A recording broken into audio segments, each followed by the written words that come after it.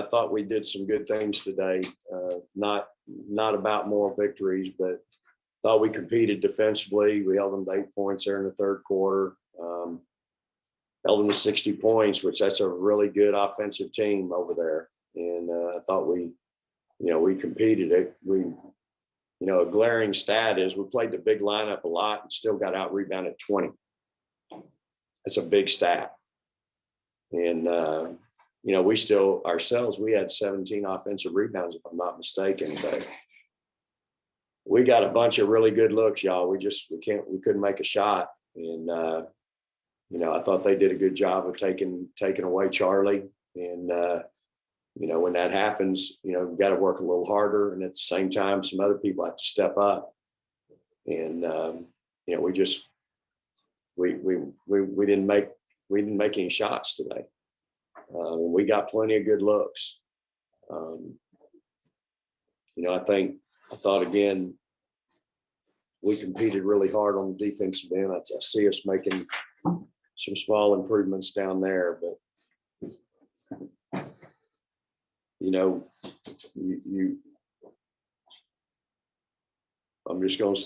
is what it is. We had plenty of really good looks, and we just couldn't get the ball to fall. So I was concerned about our lack of playing out plays and hustling, and gave up some other little things that I don't like that are indicative of not playing hard through a play. But for the most part, I thought Kyra and Ashley did a nice job at the point running our team. And,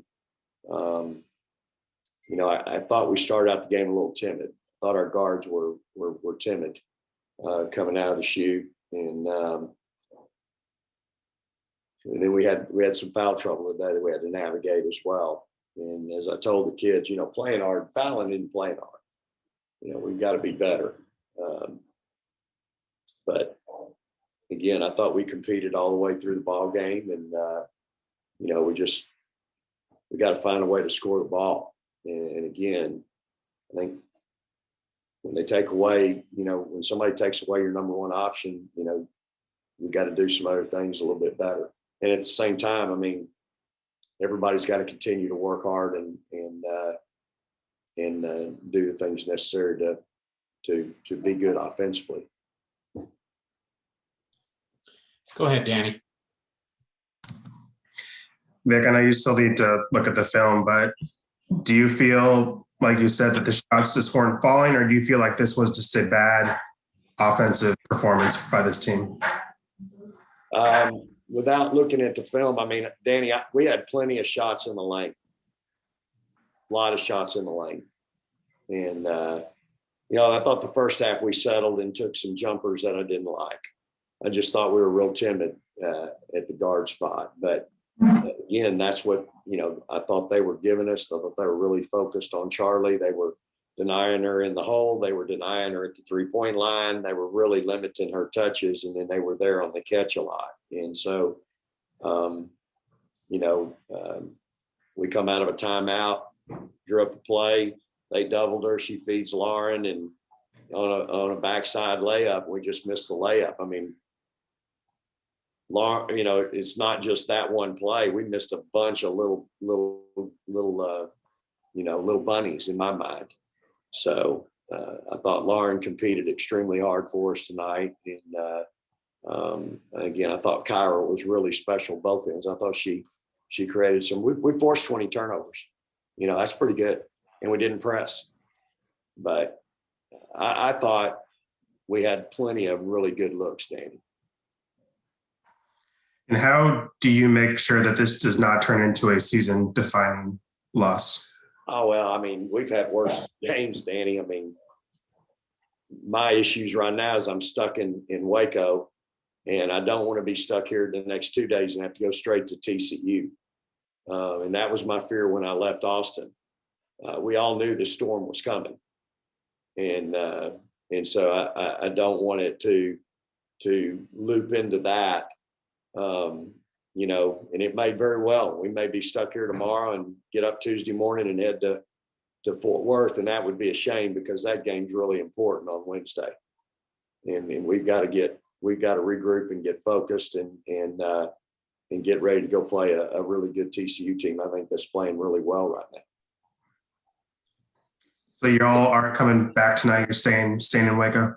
Yeah, we're been told to stay here tonight. Go ahead, Kirk. Vic, how big is the gap between where you are and Baylor is? And obviously you haven't been here 12 months yet.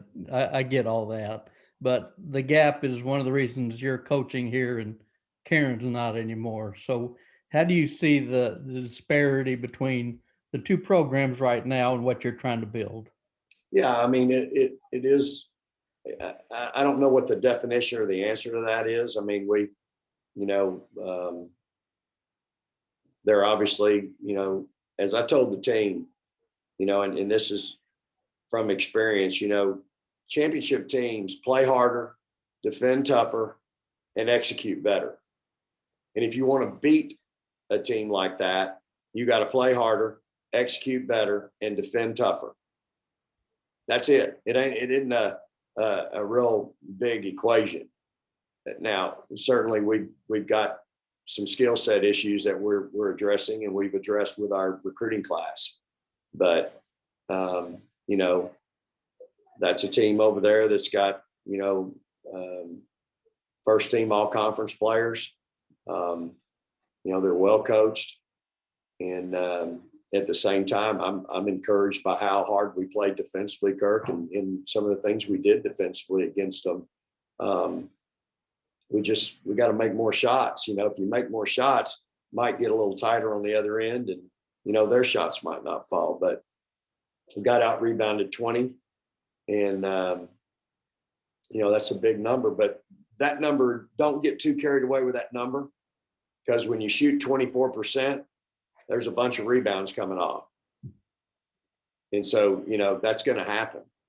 But, I think you look at our personal rebounding numbers, and, some of those are telling in and of itself, and so we've got to learn to play harder and play through some adversity and not hang our head, and learn to compete through tough times in tough circumstances during a ball game. That's all part of growth and developing toughness. Got time for a couple more here. Danny, go ahead. Vic, I know it's probably not this simple, so excuse me, but when Charlie is gaining so much defensive attention, is there something she can do to get more involved where she's not taking only 3 shots? Does she need to be more aggressive? Does she need to be more selfish on the court? I mean, how does she get more involved and not just take 3 shots in a game like this? And Danny, I'm going to tell you, without even looking at the film, I ran a lot of stuff for her tonight. I ran a lot of stuff through her tonight. So, again, we had some really good looks. At the same time, when you play the big lineup, they're going to guard it one way with Lauren down low. They're going to guard it another way with Charlie down low. And so you have to be able to adjust to that. So there's ups and downs. There's an upside and a downside to playing the big lineup. I played the big lineup a lot tonight. We still got out rebounded 20. But again, part of that is because we shot so poorly. So I do think that, when you play against a Baylor, everybody has to work harder to be involved and get the ball where you need to get the ball, and to finish shots where you get a chance to finish shots. I think everybody has to do that, 1 through 5. Have you had a chance yet to come up with a contingency plan? Have you talked to any of the local high schools, or is Kim going to hook you up with practice time in their gym? I mean, have you thought that far ahead at all in case you guys do get stranded? Yeah, we'll be able to come back and probably get in their practice gym here if we need to. I think Kim offered that in pregame, and we appreciate that. But we're going to hope that this thing blows through and we can get on the road in the daylight tomorrow and get home. That we need to do that if we possibly can. But again, this was my biggest fear when we left town the other day. I kind of felt like this might happen. So. John Hyde, go ahead. Coach, nobody likes losing, but you had some things to say to your team. How do you balance what you say to them and not get on them too hard? Well, I think my staff and I, we speak the truth to them. I mean, you know, there's no sugarcoating some of the lack of effort plays that I'm concerned about. You know, not blocking out on a free throw, you know, not running the floor. We made them miss twice on layups in transition, and we got people loafing down the floor. And, you know, that's not good. So there's no way to really sugarcoat that. At the same time, I praised them for their defensive effort, for forcing 20 turnovers for an 8-point third quarter.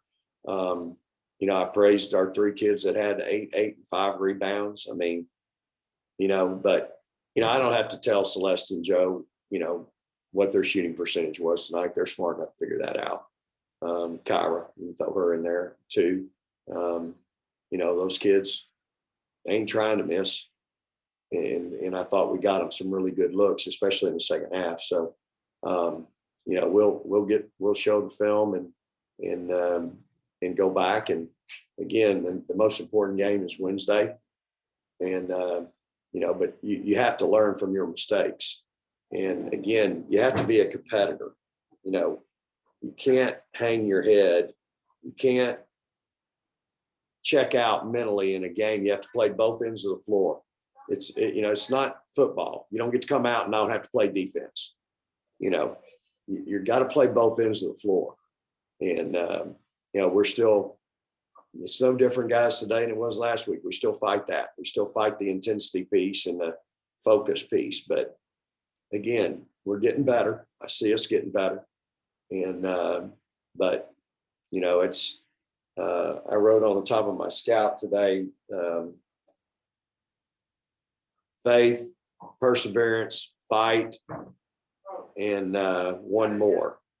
And, you know, those 4 things were part of my church service that I watched today, but they also could apply to athletics real easily. You know, and it just, you know, you've got to have that fight and competitive spirit in you no matter what. And so we'll keep working on that. All right, last one, Kirk, go ahead. Yeah, as far as Charlie goes, Vic, I know the numbers look bad to you and to her. And do you question in any way her effort or hustle because she had so few shots, or how do you size that up? You know, I'll go look at the film and I'll sit down and we'll talk about it with everybody. You know, it's not just about one person. This is a team. And again, I thought our team had some really good opportunities to score the ball. But again, you're talking about a Baylor team that makes it tough on everybody defensively. And they're known for that. And they challenge everything. They contest everything. And so I thought they gave us some stuff tonight and we just couldn't capitalize on it.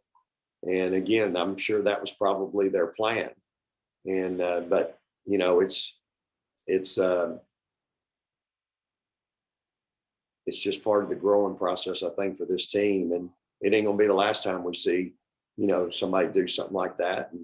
And we've got to find a way to make it work and be better. You know, Kirk, this team is still struggling coming out of a timeout, drawing up a play, and we got 1 or 2 people in the wrong place.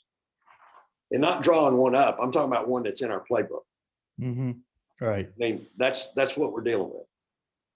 And again, that's just part of it right now when you take over a program and you've got young, inexperienced kids, and you know, it's just part of it. And so, you know, that's frustrating for me because I see us come out of a timeout and run a good set, run a good play. And sometimes we score, sometimes we get a great look and we don't make it. But then there's the frustrating part too, where we come out and we look like Ned in the 3rd grade, you know, and so what is it? Are we not paying attention, or do we not know our playbook?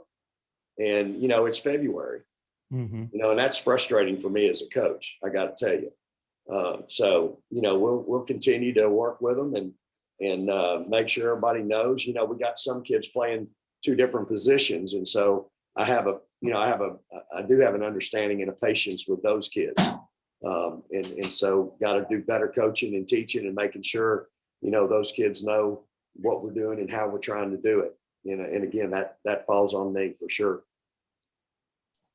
Thanks, Vic. You bet. Thanks for the time, Coach. I appreciate y'all. Welcome.